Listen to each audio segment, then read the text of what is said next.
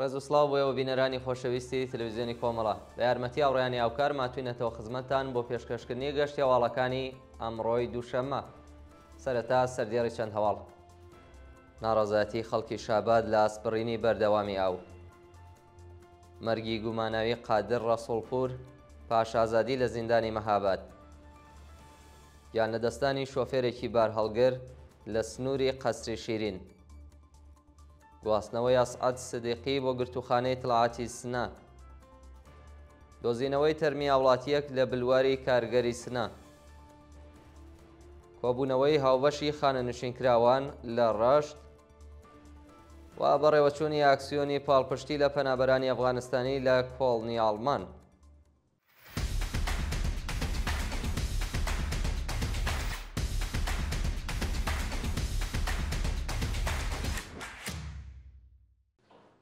ناڕەزایەتی خەڵکی شاباد لە ئاسپڕینی بەردەوامی ئاو. بە پێی هەواڵە گەیشتوو ڕۆژی یەکشەممە 29 پوشپەڕ دانیشتوانی شاری شاباد لە ئاسپڕینی بەردەوامی ئاو و خراپی کوالەتی ئاوی خواردنەوەیان ناڕەزایەتیان دەربڕیوە. بە وتەی هاوڵاتیان بەرپرسانی دەوڵەتی شاباد ڕۆژانە چەند سەعات ئاوی ئەو شارە دەبڕن و خەڵک بە دوای ئاودا سەرگەردان. هەروەها کوالەتی ئاوی خواردنەوە لەو شارە زۆر خراپە و خەڵک ناچارن ئاوی پاک لە فروشگاکاندا بکڕن. بڕینی ئاو لە حاڵێکدایە کە پشڕینی کارە باش ژیانی بۆ خەڵک سەختتر کردووە و تەندروستی منداڵان، ژنان و بەساڵاتچوان لە گەرمای سەرووی چلپلەیدا کەوتۆتە مەترسیەوە. ناڕازیان ڕایانگەیاندووە کە چەند جار پەیوەندیان بە ئیدارەی بەرق و ئاوەڕۆ گرتووە بەڵام کەس وەڵامی داواکاریەکانیانی نەداوەتەوە. مەرگی گوماناوی قادر ڕەسوڵپور پاش ئازادی لە زیندان. ڕۆژی هەینی 27 پوشپەڕ قادر ڕەسوڵپور بەندکراوی سیاسی تەمان 53 ساڵی خەڵکی مەهاباد چەند سەعات پاش ئازادی لە زیندان بە شێوەی گوماناوی گیانی بەخت کردووە. قادر ڕەسوڵپور ساڵی 63 هەتاوی بۆ ماوە 6 ساڵ ئەندامی کۆمەڵە بوو و پاش گەڕانەوە بۆ ئێران وەکو چالاکێکی مەدەنی درێژەی بە خەباتدا. ناوبراو بۆ ماوەی 9 ساڵ لە بەندیخانەی ڕژیم زیندانی کرا و ڕۆژی هەینی بە دوای ئازادی لە زیندان گیانی لەدەستداوە. بەرپرسانی زیندان بە بنەماڵەی گیان بەخت کردوویان ڕاگەیاندووە کە قادر لە کاتی حەمامکردندا تووشی شۆک بووە، بەڵام بنەماڵەی و بەندکراوە دەڵێن ناوبراو هیچ نەخۆشیێکی نەبووە و گومانیان هەیە کە لە ناکاودا گیانی لەدەستا بێت. شایانی باسە کە تەرمی قادر ڕەسوڵپور بۆ پزیشکی دادی شاری ورمەیە گوازراوەتەوە. یان لەدەستانی شۆفێرێکی بار هەڵگر لە سنووری قەسری شیرین. ڕۆژی یەکشەممە 29 پوشپەڕ شۆفێرێکی بار هەڵگری خەڵکی سەرپۆلی زەهاو بە ناوی جعفەر غوڵامی بەهۆی گەرمابردووی لە سنووری قەسری شیرین گیانی لەدەستداوە. بە وتەی ئەنجومەنی سنفی کامیۆندارانی کرماشان ڕۆژانە سەدان بار هەڵگر لە سنووری قەسری شیریندا چاوەڕێی ئاسانکاری گومرگ بۆ دەربازبوون لە سنوورن، بەڵام بەرپرسانی ڕژیم لە گەرمای سەختی هاویندا هیچ ئیمکاناتێکی ڕفاهی و شوێنی پشودانیان بۆ شۆفێران دابین نەکردووە. ڕۆژی ڕابردوو جعفەر غوڵامی شۆفێری زەحمەتکێشی خەڵکی سەرپۆلی زەهاو بەهۆی گەرمابردووی تووشی جەڵتەی دڵ بووە، بەڵام تەنانەت یەک ئامبوڵانسیش بۆ گواستنەوەی ناوبراو لە بەردەستا نەبووە.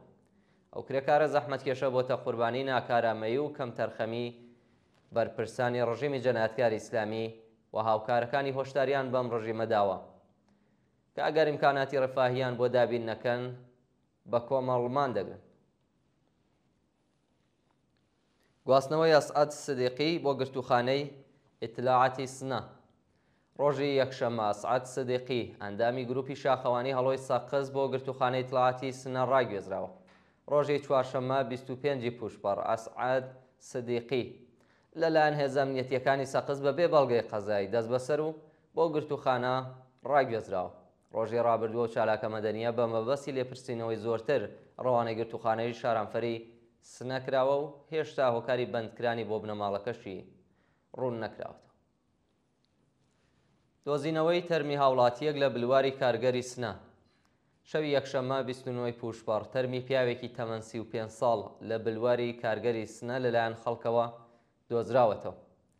بە وتەی سەرچاوەکانی هەواڵ دەموچاوی و قوربانیە کە هێشتا ناسناوی ئاشکرا نەکراوە بە تەلیزدا پۆشراوە و کاتێک پۆلیس گەیشتۆتە شوێنی دۆزینەوەی تەرمەکە لێکۆڵینەوەیان دەست پێ کردووە. جێگای ئاماژەیە کە تەرمی قوربانی بۆ پزیشکی دادی ئەو شارە گوازراوەتەوە و هێشتا وردەکاری زۆرتر لەسەر ئەو ڕووداوە بڵاو نەکراوەتەوە.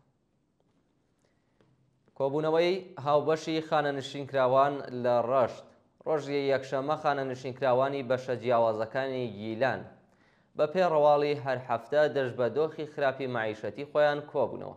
خانەنشینکراوانی بەشدار لەو کۆبوونەوە بە بەدەستەوەگرتنی پلاکارد و وتنەوەی دروشمی کرێکاری زیندانی و بەندکراوی سیاسیە بێ ئازاد بکرێت، خوازیاری زیادکردنی ئاغدەست، بەکردەوە دەراتنی گەڵاڵەی هاوسانسازی، پێدانی مەزایای خانەنشینی و دابینکردنی بیمەی تەکمیلی و هەروەها بەهرەمەندبوون لە دەرمانی خۆڕایی.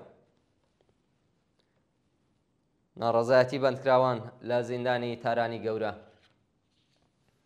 جەعفەر پەناهی دەرهێنەری ناودار و ڕەخنەگری کۆماری ئیسلامی بە بڵاوکردنی ویدیۆیەک لە پێیجی تایبەتی خۆیدا ڕایگەیاندووە کە ڕۆژی یەکشەممە بەندکراوانی زیندانی تارانی گەورە دژ بە سزای ئیعدام و پرۆپاگەندای ڕژیم لە ڕێگەی گۆڕوونی ببورن لە ڕێگەی گۆڕینی سرودی ئەی ئێران ناڕەزایەتیان دەربڕیوە. بەوتەی جەعفەر پەناهی بەندکراوانی ناڕازی لە کۆبوونەوەیەکدا دژ بە سزای ئیعدام دروشمیان بەرز کردوێتەوە و پاش خوێندنەوەی سرودی ئەی ئێران خوازیاری هەڵوەشانەوەی سزای ئیعدام و ئازادی هەموو بەندکراوانی سیاسی بوون. لەلایەکی دیکەوە بەندکراوانی سیاسی زیندانی لاکانی ڕاشتیش لە بەیاننامەیەکدا دوورخستنەوەی سەعید ماسووری بەندکراوی سیاسی زیندانی کەرەجیان بۆ زیندانی زاهدان بە توندی مەحکوم کرد. مانگرتنی بازاڕیان لە شارەکانی تاران و زاهدان. ڕۆژی یەکشەمە بازاڕیانی تاران و زاهدان دژ بە نەبوونی کارەبا دوکانەکانیان داخست و بە کۆبوونەوە لەسەر شەقام دژ بە سیاسەتەکانی کۆماری ئیسلامی دروشمیان بەرز کردەوە. بە پێوە دیمەنانەی لە تۆڕە کۆمەڵایەتیەکان بڵاوکراوەتەوە دوکاندارانی پاساژی مەهدی لە بازاڕی عەباس و بازاڕی گەورەی تاران دژ بە نەبوونی کارەبا مانیان گرتووە بە وتنەوەی دروشم دژایەتی خۆیان لەگەڵ حکوومەتی ناکارامە و گەندەڵی کۆماری ئیسلامی نیشانداوە. لەلایەکی دیکەوە دوکاندارانی بازاڕی زاهدان بە کاتی شەو کە قەرەباڵغترین کاتی بازاڕە دوکانەکانیان داخستووە و دژ بە نەبوونی کارەبا ناڕەزایەتیان دەربڕیوە. بانگەوازی شۆڕای هاواهەنگی بۆ پشتیوانی لە کارزاری پشتیوانیکردن لە بەندکراوانی سیاسی. شۆڕای هاواهەنگی ڕێکخراوە سنفیەکانی فەرهەنگیانی ئێران لە بانگەوازێکدا داوای لە هەموو خەڵکی ئازادیخوازی ئێران کردووە پەیوەست بە کارزاری پشتیوانیکردن لە بەندکراوانی سیاسی بن. لە ڕاگەاندنی شۆڕای هەماهەنگی داهاتووە بە دوای هێرشەکانی ئیسرائیل بۆ سەر زیندانی ئەڤین بەندکراوانی سیاسی، مەدەنی، سنفی، ژنان و بەندکراوانی نەخۆش بە توند و تیژیەوە بۆ زیندانەکانی تارانی گەورە، شاری ڕێی و وەرامین گوازراونەتەوە. راپۆرتەکان باز لە نەبوونی ئاو، کارەبا، ئەشکەنجە و نەبوونی ئیمکاناتی ڕەفاهی بۆ بەندکراوان دەکەن. هاوکات دەنگۆیەوە هەیە کە ڕژیمی سەرکوتگەر دەیەوێت بەندیخانەی ئەڤین بڕوخێنێت و لە جێگەیدا ناوەندێکی تجاری گەشتیاری ساز بکات. ئەو هەوڵانەی ڕژیم بۆ پاکردنەوەی بیرەوەری کۆمەلگا و لە ناوبردنی هێمای خۆڕاگری چواردەیی چالاکانی سیاسی و مەدەنی لە ئێرانە. واژۆکارانی ئەو بانگەوازە بە هەر بیر و باوەڕێکی جیاوازەوە خوازیاری هەڵوەشاندنەوەی هەر بڕیارێکی ڕژیم بۆ گۆڕانی کاربەری زیندانی ئەڤین، گواستنەوەی بەندکراوانی ئەڤین بۆ شوێنێکی ئەمن کە لە هەموو ئیمکاناتێکی ڕفاهی و بێهداشتی بەهرەمەند بن و جیاکردنەوەی بەندکراوانی سیاسی لە بەندکراوانی تاوانە کۆمەڵایەتیەکان، دامەزراندنی لێژنەیەکی سربەخۆ بۆ لێکۆڵینەوە لە ڕووداوەکانی ڕۆژی گواستنەوەی بەندکراوانی ئەڤین بۆ بەندیخانەکانی دیکە، پێدانی تەزمین بۆ پێشێل نەکردنی مافی بەندکراوان وەکو دەستڕاگەیشتن بە دەرمان، پارێزەر و پەیوەندی لەگەڵ بنەماڵە، ئازادی هەموو بەندکراوانی بە ساڵاچوو نەخۆش، ئازادی هەموو بەندکراوانی سیاسی، سنفی و مەدەنی بوون. لە کۆتاییدا داوا لە هەموو خەڵکی ئێران کراوە کە ئەگەر ئێوەش باوەڕتان بە پاراستنی ئازادی و کەرامەتی ئینسان هەیە پەیوەست بەو کارزارەوە بن. پێکارکردنی کرێکاران لە کارخانەی تالشا لە ئەهواز. بە پێی راپۆرتی ڕێکخراوە کرێکاریەکان، شرکەتی ماشینسازی تاشای ئەهواز لە ماوەی 12 ڕۆژ شەڕی نێوان ئێران و ئیسرائیلدا 300 کرێکار و ئەندازیاری لەسەر کار دەرکردووە. بە پێی زانیاریەکان، بەڕێوەبەرانی شرکەت لە سەرەتای ساڵی 1404ەوە هیچ گرێبەستێکیان لەگەڵ کرێکاران واژۆ نەکردووە تاکو بتوانن بە ئاسانی کرێکاران لەسەر کار دەربکەن. کرێکارێک بە میدیاکانی وتووە بەیانی ڕۆژی یەکشەممە سەردانی کارخانەیان کردووە، بەڵام حراسەتی شرکەت ڕێگەیان لە چوونە ژوورەوەیان گرتووە و ڕایان گەیاندووە کە ئێوە دەرکراون. لە هەواڵێکی دیکەدا بەهۆی بڕینی 4 ساعت کارەبای شارۆچکە سەنعەتیەکانی تاران نزیک بە 3000 کرێکار بێکار کراون. برینداربوونی 26 کەس بەهۆی تەقینەوە لە گیلان. شەوی یەکشەممە تەقینەوە لە پارێزگای گیلان ڕوویداوە بۆ هۆیەوە 26 کەس بریندار بوون کە دۆخی تەندروستی چەند کەسیان ناجێگیرە.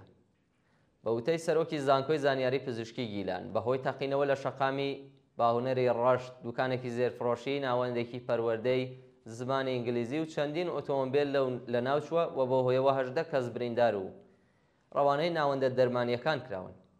هەروەها پۆلیسی گیلان ڕایگەاندووە کە تەقینەوە لە خانوویەک لە ڕزوانشار ڕوویداوە و لەوێشدا 8 کەس بریندار. دەست بە سەرکردنی ئەندامێکی بنەماڵە دادخوازەکانی ئێران لە یاسووج. ڕۆژی پێنجشەممە مەحسا شەفیعی خۆشکی هەمیشە زیندوو نیما شەفیعی لە گیانبەختکردووانی شۆڕشی ژینە لە شاری یاسووج لەلایەن هێزە ئەمنیەتیەکانی حکوومەتەوە دەست بەسەر کراوە. نیما شەفیعی لە کاتی دەربڕینی خۆشی بەهۆی دۆڕانی یانەی فوتباڵی ئێران بە ئەمریکا لە ساڵی 1400 تاوی بە تەقەی سەرکوتگەرانی حکوومەت گیانی بەخت کرد. ڕۆژی پێنجشەمەی هەفتەی ڕابردوو مەحسا شەفیعی خوشکیە و گیانبەخت کردووە لە هێرشی هێزە ئەمنیەتیەکان بۆ سەر ماڵی باوکی دەست بەسەر و بۆ شوێنێکی نادیار ڕاگوێزراوە. تا کاتی داڕشتنی ئەم هەواڵەی زانیاریەک لە سەرۆکاری بەندکران و شوێنی ڕاگیرانی مەحسا لە بەردەستانی. و دوایین هەواڵمان سەبارەتە بە بەڕێوەچوونی ئاکسیۆنی پاڵپشتی لە پەنابەرانی ئەفغانستانی لە شاری کۆڵنی وڵاتی ئەڵمان. ڕۆژی شەممە ئاکسیۆنێک بۆ پشتیوانی لە پەنابەرانی ئەفغانستانی بە بەشداری چالاکانی سیاسی، نوێنەرانی حزبە سیاسیەکان و دامەزراوە کۆمۆنیست، سۆسیالیست و چەپەکان دژ بە سیاسەتە فاشیستیەکانی کۆماری ئیسلامی لە شاری کۆڵنی ئەڵمان بەڕێوەچوو. بە پێواڵی گەیشتوو تەشکیلاتی دەرەوەی وڵاتی حزبی کۆمۆنیستی ئێرانیش لە ئاکسیۆنەدا بەشداری کردووە. ئامادەبووانی ئەو ئاکسیۆنە لەسەر سیاسەتی دژە مرۆڤانەی کۆماری ئیسلامی دژ بە پەنابەرانی ئەفغانستانی و پێشێلکردنی مافەکانیان قسە و باسییان کردووە. بەشداربووان هەڵسوکەوتی نامرۆڤانەی حکوومەتیان لەگەڵ پەنابەرانی ئەفغانستانی بە توندی مەحکوم و لە بەیاننامەیەکدا خوازیاری کۆتایهێنان بە شەپۆلی سنوورداشتنی پەنابەرانی ئەفغانستانی، دابینکردنی ئیمکاناتی پەروەردە بۆ منداڵانی ئەفغانستانی، بەهرەمەندبوون لە مافی یەکسان بۆ پەنابەرانە، زەرورەتی خەباتی هاوبەش بۆ ڕووخاندنی هەردوو دەسەڵاتی کۆنەپەرستی کۆماری ئیسلامی و تاڵیبان بوو. شانی باسە کە بەشداربووانی و ئاکسیۆنە درۆشمەکانی نا بۆ ڕەگەزپەرستی و ڕاسیزم لە ئێران و ئەفغانستان و هاوپشتی جیهانی چەکی ئێمەیە لە بەرامبەر فاشیزمی مەسەبی بەرز کراوە. بینەرانی خۆشەویست گەشتی هەواڵەکانی ئەمڕۆتان پێشکەش کرا. کات و ساتێکی خۆش بۆ هەموو لایەک.